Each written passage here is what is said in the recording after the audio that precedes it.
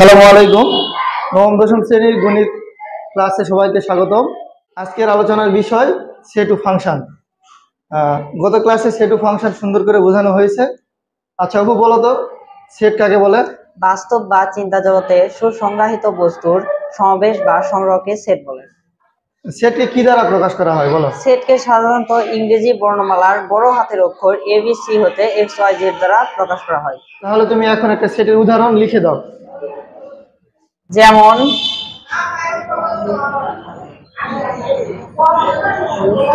2, 4, 6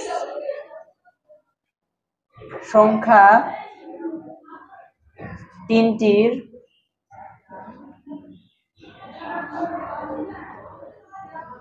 set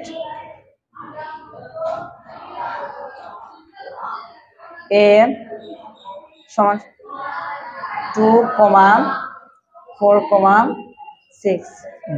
আচ্ছা এখানে 2, 4, 6 এগুলো কি? এ সেটের উপাদান। আচ্ছা সেটের উপাদান কাকে বলে? সেটের প্রত্যেক বস্তু বা সদস্যকে সেটের উপাদান বলে। সেটের উপাদানকে কি দ্বারা প্রকাশ করা হয়? সেটের উপাদানকে সাধারণত ব্রিলিয়ান্স 2 দ্বারা প্রকাশ করা হয়।